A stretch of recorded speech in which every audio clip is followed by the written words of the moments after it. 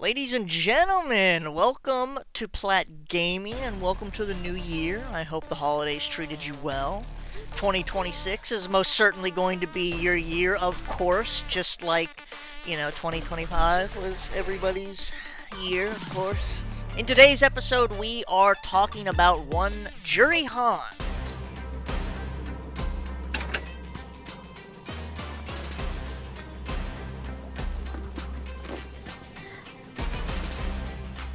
You must be Bosch. Saw your friends just now, but I don't think they're coming. They ran into something nasty on the way! Back in Street Fighter 6, Juri Han is a Korean Taekwondo practitioner with some weird, Shadowloo technology, magic power, mumbo jumbo. She was introduced in Street Fighter 4 and became sort of a mainstay. She hasn't missed a game since. Juri is the definition of a rushdown. While she's not as super hyper aggressive as, say, a Kimberly, she is certainly still aggressive, and I think she's more consistent than Kimberly. And maybe that can be evidenced by Juri being the winner of the first Capcom Cup for Street Fighter 6. Okay, not like, I don't even know when the first Capcom Cup happened. But Street Fighter 6's first Capcom Cup, Juri Han, winner. Nowhere to run. Time to play. Round one. Fight. For Juri's arcade mode, we pick up right after the destruction of Shadowloo at the end of Street Fighter V and the death of Bison. Juri she's sort of lost, she wanted to kill Bison with her own hands, and now that he's dead, not at her hands, she's a little directionless. She doesn't know exactly what she wants to do. She has a run-in with Chun-Li, who expresses that Juri needs to atone for the wrongdoing that she did, in fact, do, but she can just become a good guy. Like, fellas, we can just be good people. We can just be people who fight in the streets. We don't have to be weird-ass dictator terrorists. And of course, Juri Juri don't really listen to that, because she's sort of a acidic person, a little bit of a, I don't know, is it a tsundere? It feels wrong, because it's like, I kind of hate the word, and I kind of hate everything associated with the word, but she's angry, is what she is. Toxic, if you will. In World Tour mode, we're introduced to Juri after we chase Bosch to London to give him back his little buckler ID, to remind him just how good of friends we are. Before we can give him the ID, though, we're interrupted by Juri, who has been hired to retrieve both Bosch and the SD card that he has. The SD card is this whole thing with, Nayshall, CERN, Shadowloo, JP, the overarching plot of the game. That's important to that. Juri beats our ass, takes Bosch, but before Bosch gets taken, he gives us the SD card, so now it's our freaking problem to deal with this thing. Later, we run into Juri and Nayshall, where that's where we can learn under her finally. Through the, Infinity Dialogue and, quests and such, we learn about Juri's past as a Taekwondo prodigy when she was a kid. She got bored. She has a relationship with Viper and Cammy. She ran into both of them. And she doesn't really see eye to eye with Chun-Li. And of course, in regards to the whole Bison being dead, obviously Juri is a base game character, and Bison is a DLC character. So at the time, Bison was still dead, to be fair. But of course, we can't have one game without Bison, so that she just kind of looks stupid in the arcade mode. She just kind of looks dumb because Bison's right there, and to make matters worse, in Bison's arcade mode, he beats her ass. That's spoilers if I ever do a Bison episode, but Bison does beat her ass, and that's just the way that it is. Okay, so she looks doubly stupid. Round two. Fight. Moving on to the special moves. Now, I want you to give me some grace, okay? Give me a little bit of breathing room, because I don't know if you would have guessed it, but as it turns out, a Korean lady is going to name all of her moves in Korean, and I can't, one, speak Korean, I can't understand Korean, I don't listen to K-pop, or I don't watch K-dramas. So I am gonna butcher these words terribly, and I hope you just don't get mad at me because I can't. I'm trying my best out here, so please just give me some grace. Juri's first move is Fuhajin.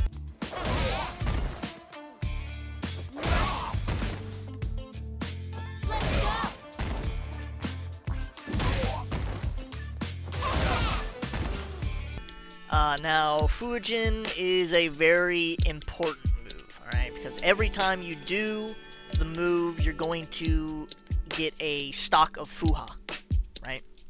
And you might ask, what the hell's that? That is important for our next move, or I suppose our next series of moves, because they act as a resource, and you can't use these next moves without this resource. Another interesting thing about this move is that it deletes projectiles. So if a projectile's coming at you, normally I think most people's response is to simply block or parry.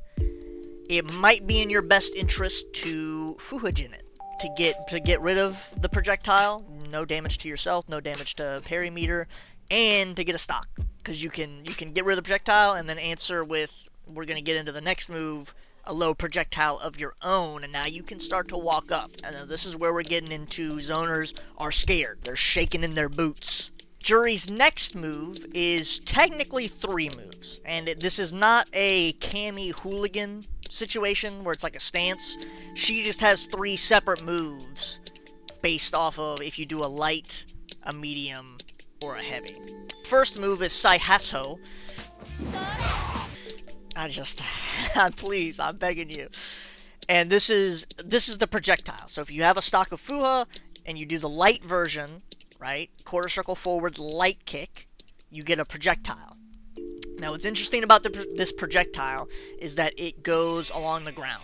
So most projectiles are a mid or a high, which means that this low projectile will not clash with those projectiles. The only one this will clash with is if the projectile has a special property. Sometimes when you enhance like a Hadouken or something like that, it will gain the property of it'll just clash with everything, medium, low, or high.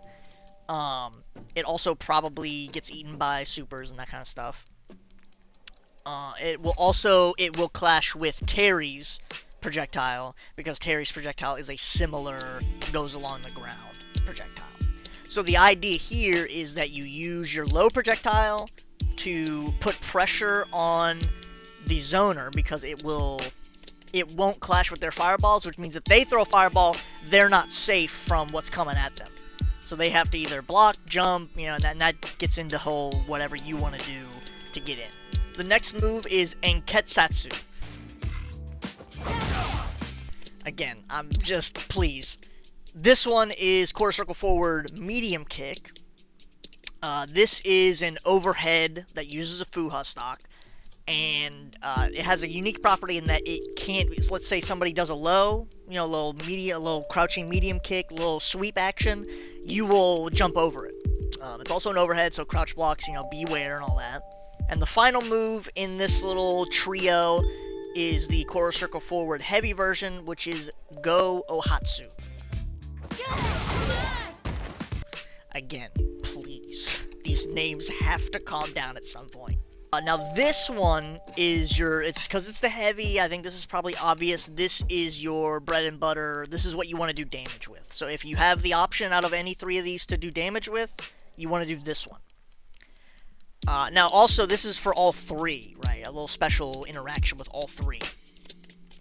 If you have multiple stocks of Fuha, you can combo all 3 into each other. So let's say you start with the medium kick version, you do your little overhead, and they actually get hit by it. At this point, you can, well, even if they block it, you can still do it.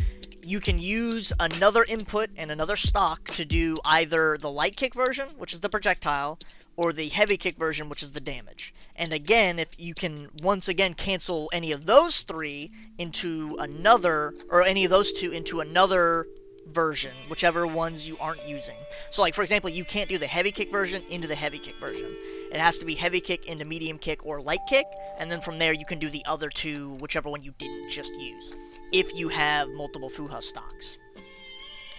Another thing to mention, the light kick version, the projectile, all these need stocks to use, right? But if you do the enhanced version, you can throw a projectile with no stock. It just comes at the cost of, 2 drive rush bars and stuff like that, right? 2 drive bars. Juri's next move is Ten Senrin, which is her DP, right?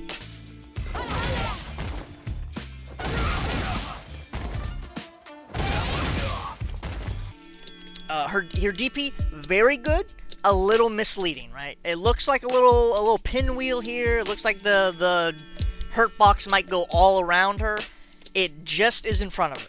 So if you get unlucky and the opponent jumps over you and you react maybe a little late, or the hitbox is a little funky, and it looks like the back part of the pinwheel is going through your opponent, it's not going to hit. It's sort of like Zangief has a similar problem with his lariat. The animation doesn't match the hitbox. It's a little funky. It's a little frustrating when it happens. But her front and her top hitbox here is very generous. Probably maybe the most generous in the game. I'm not sure. I gotta bring the hitboxes up. But it is a very generous move. It also does a lot of damage. So in my gameplay that's probably playing right now, you're gonna see me doing a lot of heavy punches into medium DP, light DP, just because it's very good damage. Juri's final move is Shikusen and Shirinsen.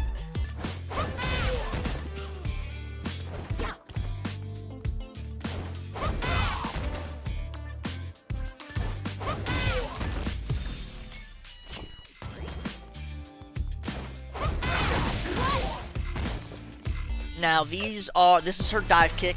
Again, this is Street Fighter rules, so dive kick can only be used during a forward jump.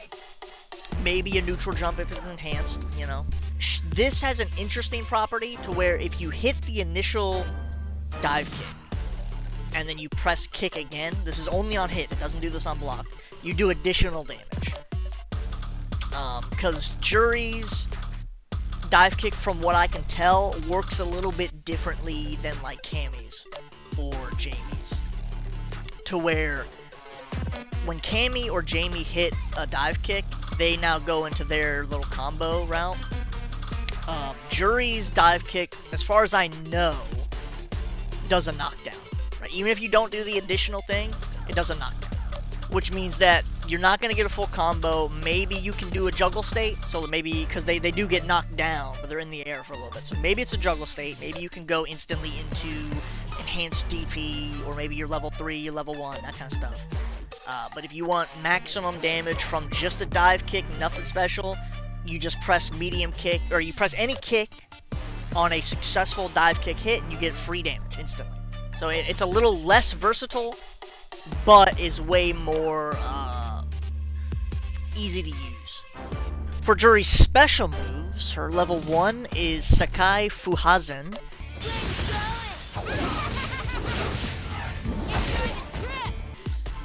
This is she does a big kick combo. It shoots a bunch of projectiles all over the screen. You can do your classic, button into level 1. I don't think that it's invincible. It'll eat projectiles, of course, because you're launching so many of them.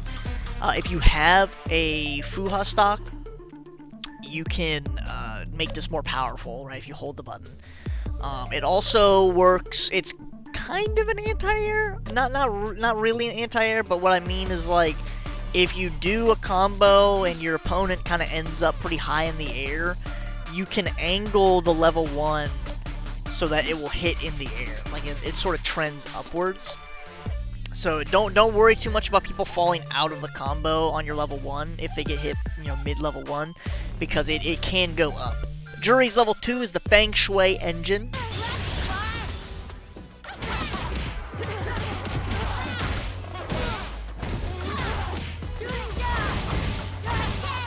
Now, you might remember in the Cammy episode I said that for the most part there are 2 main walks of life for supers. There are characters that mostly use level 1s and level 3s, and there are characters that use level 2s. Juri, I think, can comfortably fit into the level 2 category because her level 2 Feng Shui engine is insane.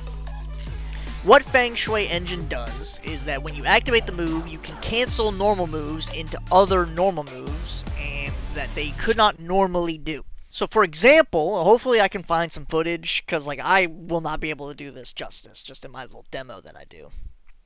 But what you can do is just unbelievable pressure. I mean, we're talking instant overheads, instant air overheads, multiple air attacks into lows, into mids, into overheads, into special moves. This is very much a gauntlet, right? Think with, I think, JP's level 2, to where he shoots all the projectiles at you from different angles, and it's supposed to really just kind of overwhelm your mental stack. This is in that category for sure. And God forbid you do a button, you hit confirm into level 2, because now we are partying, baby. We are partying. Hopefully I can find some footage for that, because that is a very entertaining thing to watch. And Juri's level 3 / critical art is the Kaisen Daiken Raku.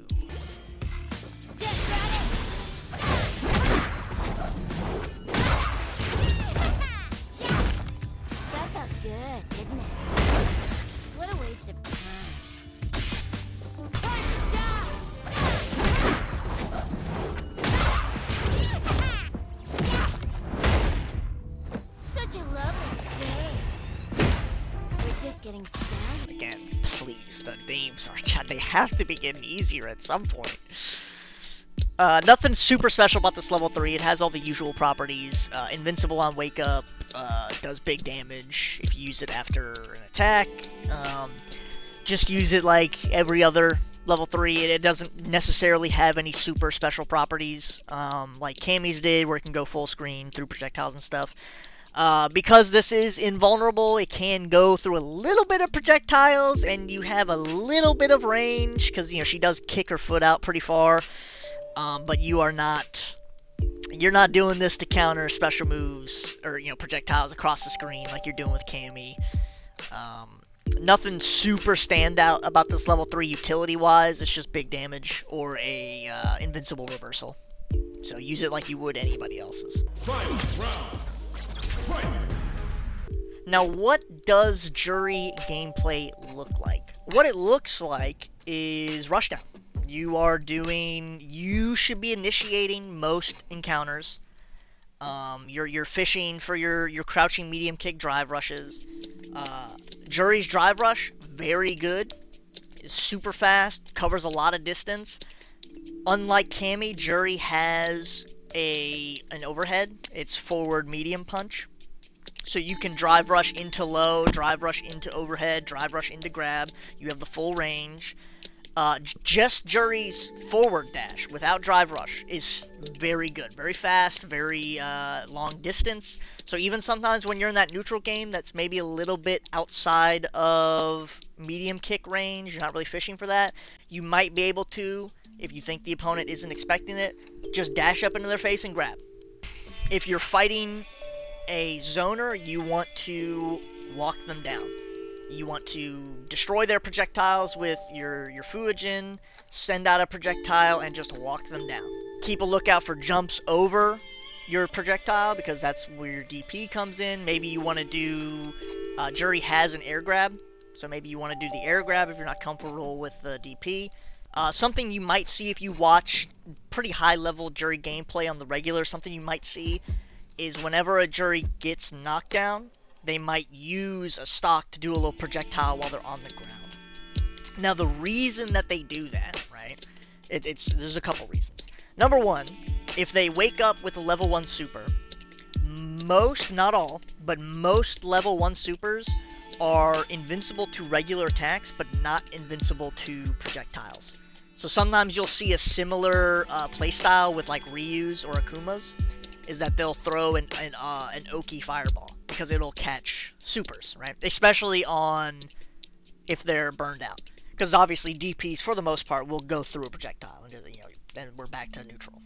What Juri's fireball has in in uniqueness, though, is that because it's a low and Juri has an overhead, it now means the opponent needs to make a split-second decision on, do I block this fireball, down back, crouching block this fireball, do I block high if I think the overhead is going to hit me first and then block low, or do I grab?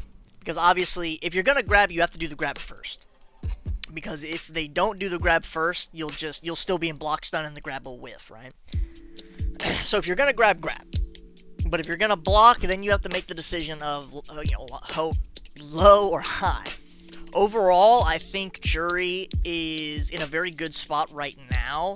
If I had to say who was better between Juri or Cammy, I would struggle for sure. I think results-wise, it would probably suggest that Cammy is better. I think Cammy probably has more tournament results and high placements and stuff like that. But I'm kind of tempted to pick Juri because I feel like Juri can better deal with a lot of the Shotos that kind of run the show right now. Because, like, Cammy's best tool for dealing with Shotos is, like, dive kick and spin knuckle. But spin knuckle can be so easily called out, especially with the nerf to its when the invincibility starts to projectiles. So you have to predict when they're gonna throw a fireball, and sometimes you can, especially if you're better at the game. You can definitely get into the rhythm of that. But if you can't and you miss, it's like, well, now you can get drive impacted, and then the dive kick. Obviously, every Shoto has a DP, so that's not like foolproof. It does put doubt if you're gonna do just a jump in, jump in heavy button, or the dive kick and that kind of stuff. But I think for the most part, they're just gonna DP anyways, unless they're told not to by you calling them out with some just like a neutral jump or something. But Juri has the projectile thing, which like for the most part can't really be punished, especially if we're at like fireball huckin' range. Her drive rush is so fast. She has the overhead, so the drive rush is not just like where Cammy's is just lows or grabs. Juri's, she has the overhead as well, so that puts a little bit more pressure on. And she's just a faster character than Cammy is. And I don't think Shotos really want faster because of the nature of a Shoto is that they're decent at every job, but poor. They're not masters of anything, right? And that is kind of neutered a little bit when Ryu has like Marissa's damage, but none of the drawbacks, right? But that's what Shotos are supposed to be, is jacks of all trade, master of none. And I think that playstyle probably doesn't want to be. They want time to think, they want time to get in the groove, and Juri's whole playstyle is, I can't let that happen. I'm attacking right now. I'm initiating on my terms. We're going in, we're doing this, we're doing it now, right? But, that's why I'm Plat gaming and not professional Evo winner gaming. So, if results differ for you, I would probably trust your own anecdotal, what you've run into. That's all I got for you today. If you have a character you would like to see, go ahead and leave it in the comments below, along with the game you want to see them from. Juri wins!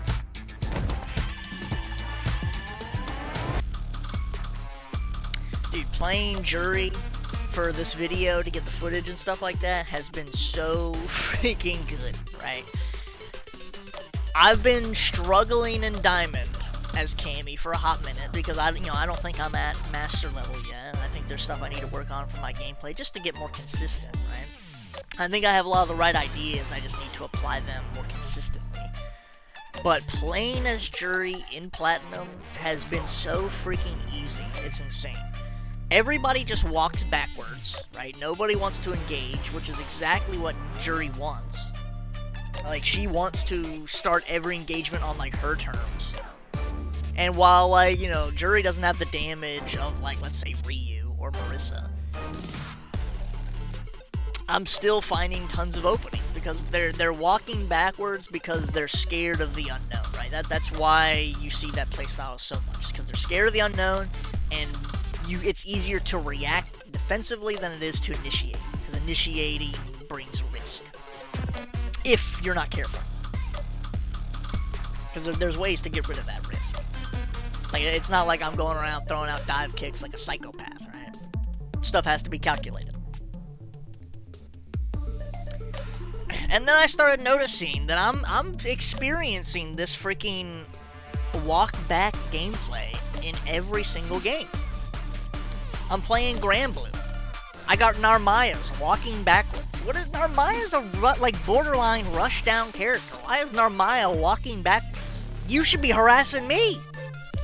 I'm playing Mortal Kombat. And sometimes Mortal Kombat, you fight a katana that's walking backwards. That lady knows what she's doing. You need to be afraid, okay? She is itching for you to throw out a careless button and to whiff punish you. Because Katana is very much a whiff punish character in this version of Mortal Kombat 1. I've been playing Fatal Fury, right? I'm still in the early ranks of Fatal Fury, so I'm not talking about anything. Like, I don't think anybody at my level is good yet, right? So I think most of the people at my level don't know what they're doing, me included. I don't know what I'm doing. But you see it there as well. Everybody's walking back.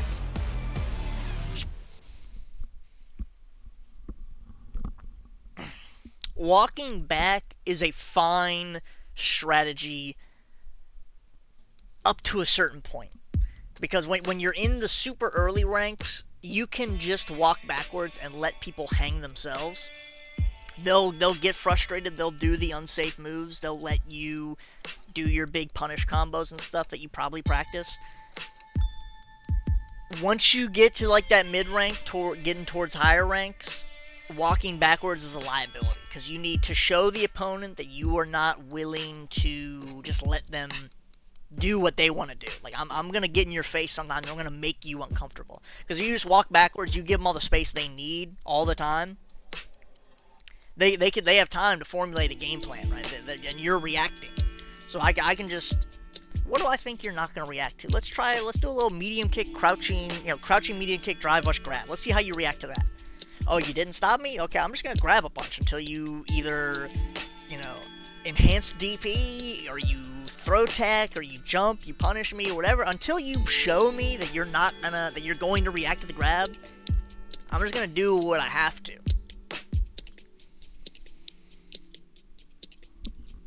I don't even really know what this bonus discussion was about. I feel like I was just venting.